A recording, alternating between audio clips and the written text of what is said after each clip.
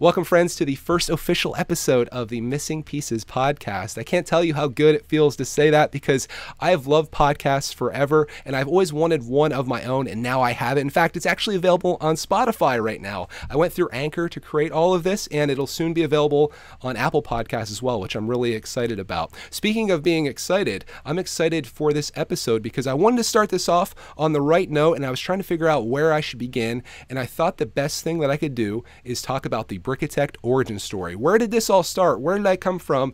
And where am I going? That's what this whole podcast is going to be about, because I do get asked this a lot. One thing I do want to bring up is the fact that this is going to be recorded as a video for YouTube, also as an audio podcast for all of the podcasting platforms, as I mentioned, and you might end up hearing a little bit of fan noise, and that's simply my 4 or 5-year-old MacBook Pro trying to keep up with the awesomeness that this podcast will hopefully be. So just bear with me on that. I think we'll probably have to do a little bit of upgrades as time goes by, and I don't expect this podcast to do anything but get better as time goes by. So let's now get into the origin of Brickitect. Where did it all begin? How did I get to where I'm at? It all started on a fateful day. No, it didn't really start that way. I'm trying to think back. Obviously, I know when I started this channel, but let's go back even further than that. Let's go back to when I found YouTube. That glorious day where I found out you could upload videos to the internet. I used to watch YouTube very heavily, still do. I think I found YouTube in 2006. I didn't create an account until 2007. In 2000, I think 8 and 9, all the way through like 2010 and 11, I was super into people that were doing daily vlogs. I really was fascinated with these family vloggers that would take you along with them in all their adventures and their journey inside their family. And you almost felt like you were part of that. And I dreamed to have that. So on June 10th, 2011, I think was the day, maybe June 11th. I'm starting to forget now that I'm getting a little old. I started my very own vlog. It was called, at the time, 19 Ridge Road, which was the address where we lived at. I eventually changed that to Greg's World, and I started vlogging there. About a year later, in December of 2012, I decided that I wanted to have a second channel, because why have just one YouTube channel when you can have two? So I created a game, or not a gaming channel, it's now a gaming channel, but I created a toy channel called Greg Loves Toys, because I wanted to recapture my childhood, and I thought, how cool would it be if I was making videos about going out and getting toys and reviewing them and stuff? And I did a little bit of that, but I wasn't truly focused on it and truly passionate about it as I was sharing my family's journey. That's what the thing I really loved. And it was really cool because about, I think 1 year into the whole YouTube thing, I started earning money from it. It was about maybe $100 a month, but I thought that was really cool. So that kind of took my passion to the next level and has created what you see today.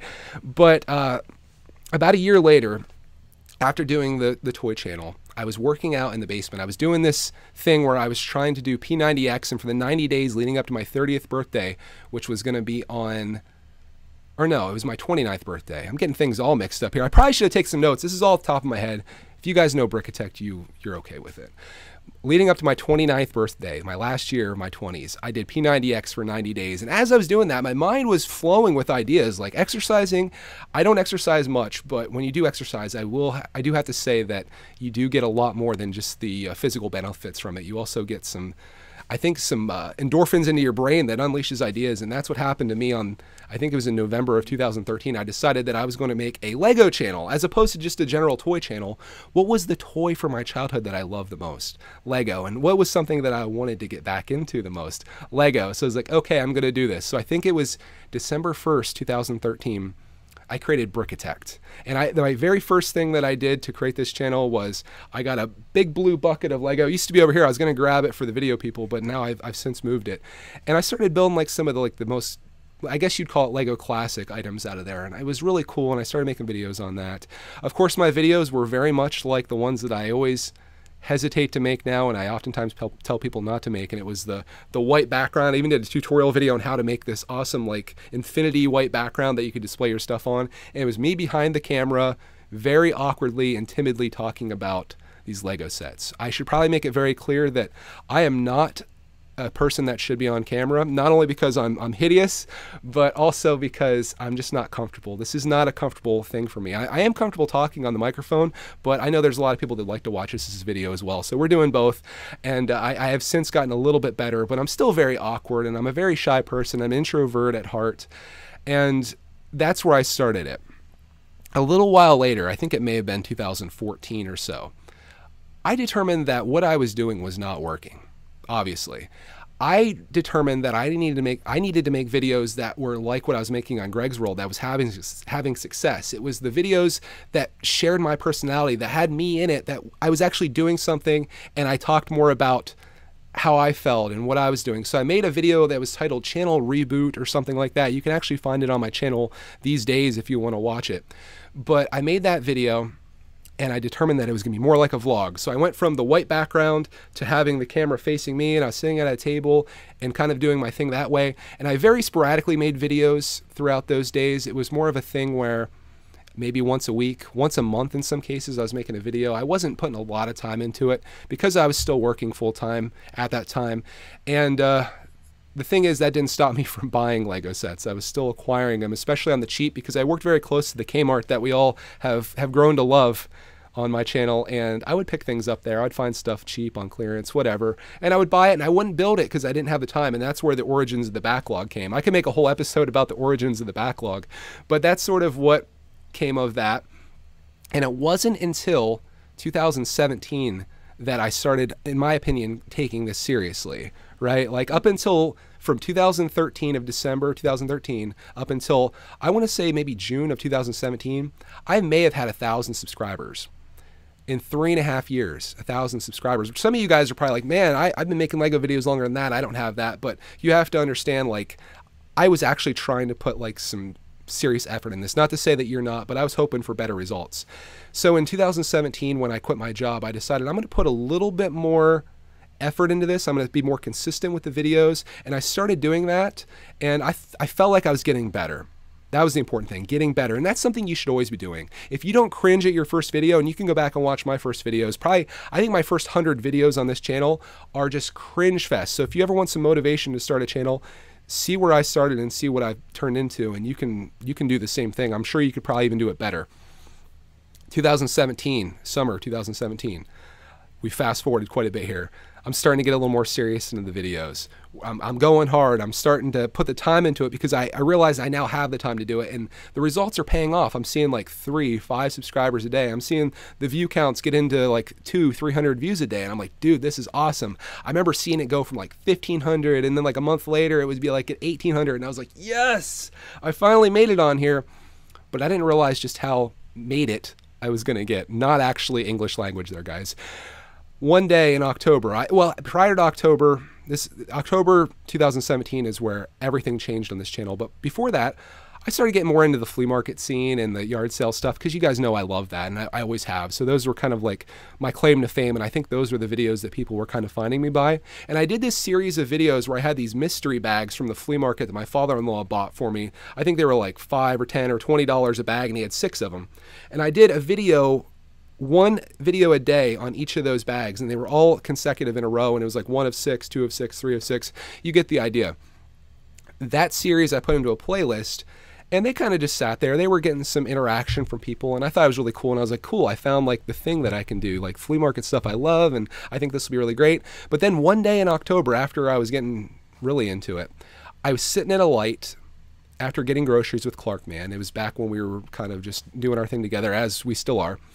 And I did what you're not supposed to do in traffic or anywhere involving driving a car. I looked at my phone. I looked at the YouTube Studio or Creator Analytics or whatever you want to call it.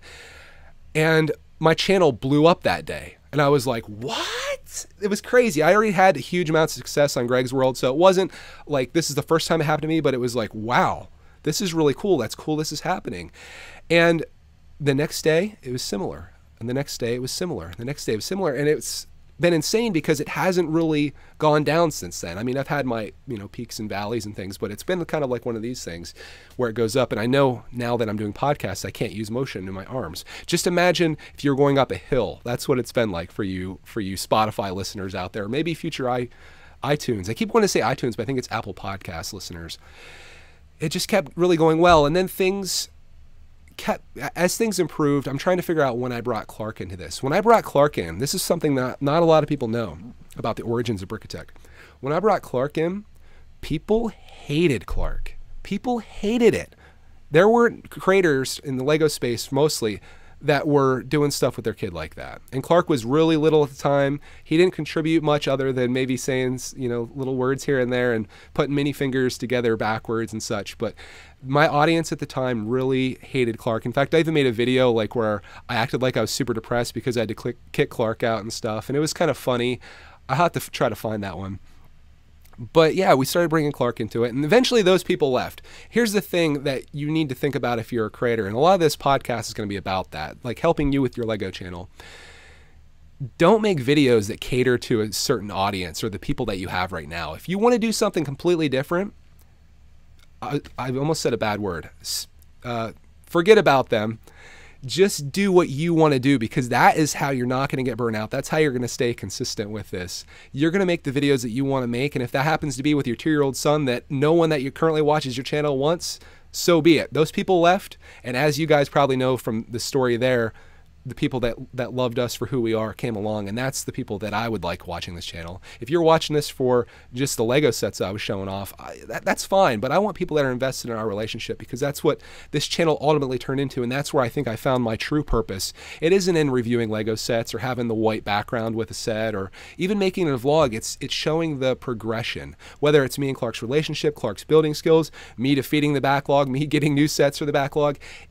I feel like a story. There's a history here with this channel that you don't see a lot of times with channels. I mean, you might see a channel that does a news story here, news story there. They might do a Lego review, whatever. I'm not hating on them, but you don't need to be invested in it. I feel like Brickitect is one of those things that you need to be invested in. There's all these insider things that if you're not a part of, you have no idea what we're talking about. And I think that keeps a lot of people from subscribing and being a part of this, because it's just too deep. When we say mini fingers and you get triggered because you don't know what that is, or we say the backlog, and like I think I'm gonna make a Brickitectionary.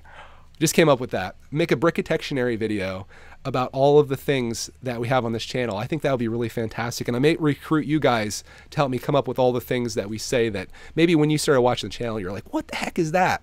So that's an idea. Coming up with ideas on the podcast is pretty cool. Real time, guys. So yeah, the channel has just grown from there, and it's been a wild ride. Just keep going up. I mean, I think right now, probably by the time you're watching this, we're going to be hitting 70,000 subscribers or pretty close to it. And it's just insane. I remember on my birthday last year, I remember this because it was my birthday. That was the day we hit 40,000 subscribers. December 28th. I almost said my... let's go back and do some math here. What was last year? 2018. December 28th, 2018, hit 40,000 subscribers. Last year, we had a ton of milestones. This year, we continue to have a lot. So we're going to hit 70 here in September, which is fantastic. And I think it's going to keep going up from here. And it's cool to have all these people along with us for the ride. But I will say this too, again, back to the creators that are watching this. I know some of you guys just watch YouTube videos or Lego videos, but some of you guys get obsessed with subscribers. And I see it even in my comments. They're like, you got 12 more subscribers until you get to this. Well, that's one thing. Subscribers are one thing. But way more important than subscribers are the active people that are watching your channel. You could have 1 million subscribers, but if 100 people watch your channel, you effectively have 100 subscribers. I'm more interested in the people that are here every day watching our stuff, or if you can't watch it every day, if you tune in every once in a while and you're just excited to see a video here and there, that's fine. Or I talk to people that binge them. You watch 50 videos in a day. I don't know. I wouldn't wish that upon anyone, but yeah, I mean, there's a lot of options there. And I just feel very blessed to be in this position. I know if you watch the last or listen to the last thing that I uploaded right before this, there's some changes that are coming to YouTube in 4 months that may change the trajectory of this channel or maybe kill off all Lego channels. But for now, I'm just really loving this, and I don't see myself ever stopping. This is a passion that I have. Is it my true passion? You may have to stay tuned to the next episode where I talk about that. There's a little lead in for that. But it is a passion and something that I think about all the time. Maybe even too much I think about Lego and YouTube and Lego and YouTube. It gets a little out of control, but there's nothing more powerful than doing something you really enjoy doing. And I feel very fortunate to be in this place where I can make some money doing this while also just having the time of my life with my son. I couldn't ask for anything more. And even if this all does go away, I say this all the time, if all this success that I've seen over the last, we'll just call it 2 years, goes away, I had a great run, and I was very happy to be able to do this and to share my experience with a lot of people that I've gotten close with. I've made friends through this. That's a whole nother thing that I could talk about here. All of the people that I've talked to and met, the people that have sent us mail, the friends we've established through online video. I had no idea that was all going to happen when I created this. I thought I was just going to be able to find an excuse to rekindle my passion for Lego from being a kid. And now here I am having a community of people that care deeply about us, and I care about them as well. It's going to make me start crying, guys. Stop it. Stop watching this if you're watching it. That's why I'm going to make this audio only. I'm just going to have my logo up here, which if you're watching this video, you can see that I don't have my letters yet, but that's about to change as I found out last week.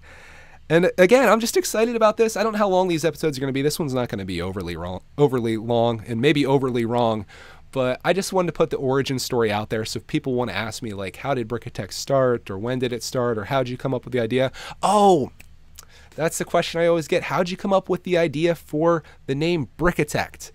Very simply, when I was working out that fateful day in November of 2013, I was like, what could it be called? Because anybody that creates a YouTube channel, the first thing you come up with is, I'm going to make a YouTube channel. And your second thing you come up with is, what am I going to name it? Everybody does that. And I was like, wouldn't it be cool if I did like a combination of like architect and brick? Because a lot of people were doing brick in their names at the time, which I've mentioned to you more times than I'd like to count. Don't do the word brick in your name. I was like, Brickitect, like brick architect put together. Boom. And then I created people ask about the Brickitect logo. I was trying to come up with a channel header. And what I did is I took a base plate and I wrote out the entire word Brickitect on it. And that B from that became my logo. I did change the white in the bottom. I think it's the bottom. Yeah, the bottom of it to green because I thought it would stand out better and show better. But that's how I came up with it. It was just like a stroke of genius, I suppose. I'm not saying I'm a genius or that was genius, but it was just like, there's times in your life when you have like certain ideas and you're just like, I think this is gonna be cool and this is gonna work. And for me, it has.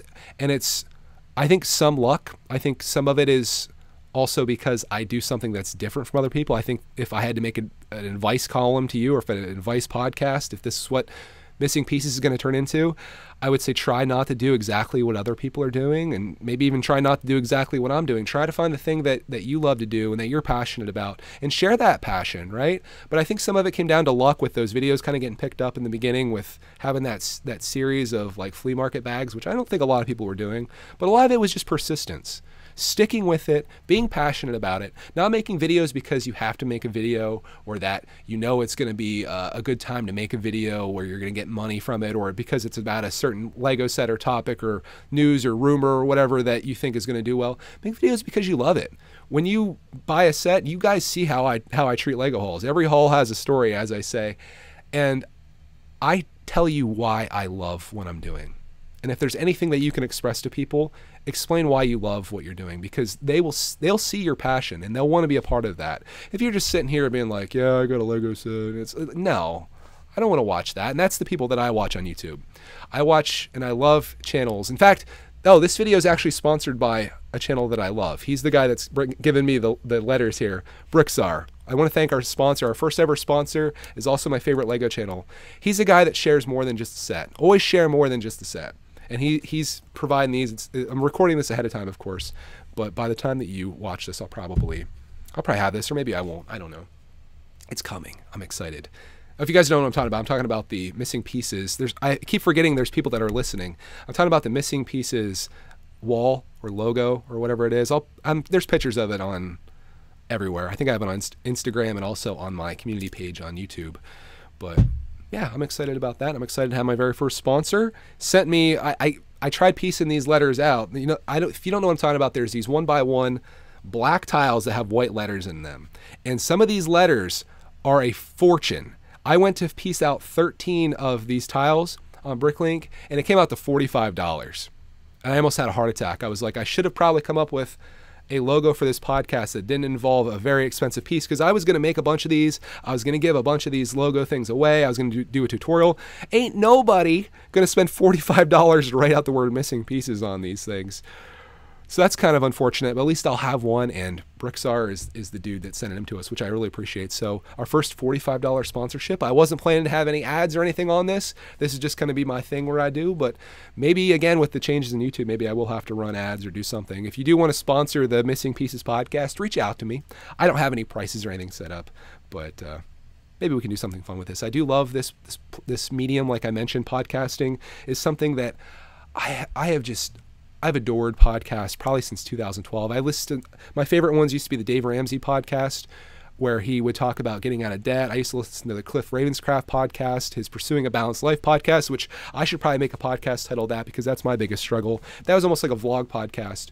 But I love listening to stuff, and I think it's nice to have these things available where you can actually just listen to it as opposed to it being a YouTube video, because not everyone wants to have YouTube open, or if you're in your car, you're driving to work, you're riding to school, whatever you're doing, you're in school and you're supposed to be doing your schoolwork, but you have an earbud in and you're listening to this right now. Maybe I'm talking to you.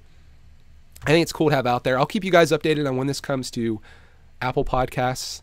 And for now, I guess just listen on Spotify. If you young kids are into that, I don't know. But that is it, guys. That's the origin story of Brickitect. I hope you enjoyed this first episode. There's going to be many, many more after this. I have the next 4 episodes, I think, planned. But if you have an idea for a podcast, or if you have any questions or something you'd like me to bring up in the end of episode 2 where we can kind of make this a conversation, I would love to discuss that. So thank you guys so much for watching, listening, whatever you're doing while you're consuming this, and we will see you in the next Missing Pieces podcast.